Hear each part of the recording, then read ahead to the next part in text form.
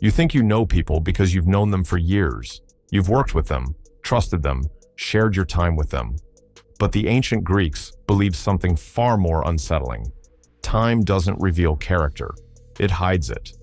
In public, we are all performers. We adjust our tone, our expressions, our reactions. We become the version of ourselves the moment requires, not because we're fake, but because society rewards control. But beneath that control, there are fractures, moments too fast to fake, reactions too honest to rehearse. And the ancient Greek philosophers understood, you don't know a person over time, you know them in moments. Moments so small, most people miss them. A pause, a glance, a shift in tone. But if you learn to see them, you stop guessing and you start knowing. The first test comes from the philosophy of Socrates. He believed no person should live as a slave to another's will. And yet, most people reveal themselves the moment that control is denied. The test is simple. You say no, not aggressively, not emotionally, just clearly. A boundary, a refusal, a moment where you choose yourself without explanation. To a grounded person, this means nothing. They adjust, they respect it, they move forward without tension, because they understand something most people don't. You are not theirs to control. But to someone driven by control, your no is not information. It's resistance. And for a fraction of a second, their mask breaks. Watch closely. The smile tightens.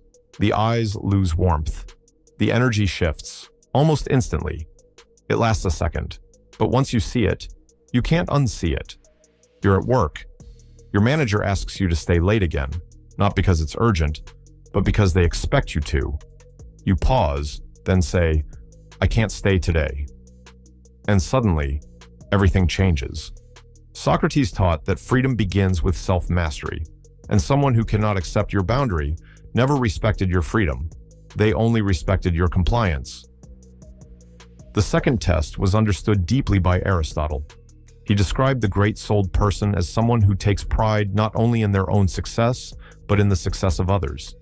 This test doesn't happen in conflict. It happens when you rise, when something finally works, when your effort pays off, and you choose to share it. Most people believe loyalty is proven in difficult times, when things fall apart, when someone struggles, when everything feels uncertain. But difficulty creates sympathy, and sympathy is easy. What's rare is genuine joy for someone who is advancing, someone who is growing, someone who is becoming more, someone who might, one day, stand above you. So don't listen to the words. Watch the reaction, the delay, the forced enthusiasm, the subtle tension behind the smile. That's where the truth lives. You say, I finally got the promotion. There's a pause, just for a second. Then, that's great, yeah, nice. But something doesn't feel right. Or they smile and cut you quietly. Wow, didn't expect that. A compliment on the surface, a cut underneath. Aristotle called this the absence of greatness, because a person who cannot celebrate your rise is measuring themselves against you, not standing beside you. The third test was observed by Xenophon, a student of Socrates, a soldier, a leader. He understood something simple. Power does not change character, it reveals it. This test doesn't require status, only a moment, where someone holds the advantage, where there are no consequences, no accountability, just power, without resistance.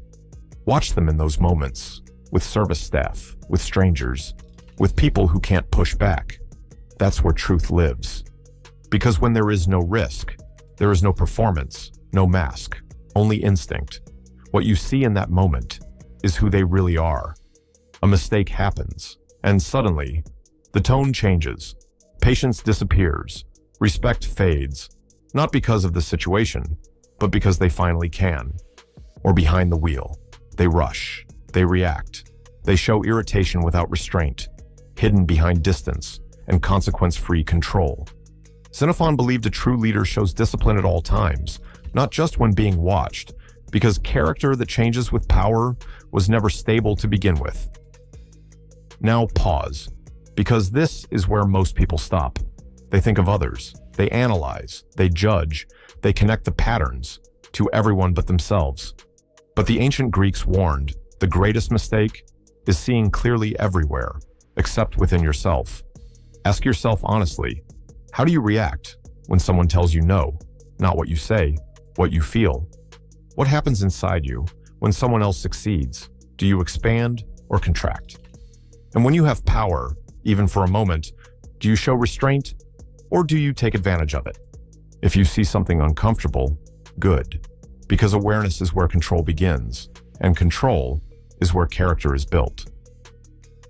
This is what we call the Agora test, not in ancient Athens, but in your daily life, your work, your relationships, your routines. From now on, you observe 3 moments: when you set a boundary, when you experience success, when power shifts, and you don't interfere, you watch. And you don't react, you don't judge, you don't interfere, you watch because the truth is always there. If you've ever felt like something was off, now you know where to look. Ancient wisdom doesn't just reveal others, it reveals you. Subscribe to Timeless Mind by Nicolaus. Join the journey. Watch carefully, because once you see these patterns, you can't unsee them. And from that moment on, you either evolve or you repeat what you now understand. The lesson is ancient. The choice is yours.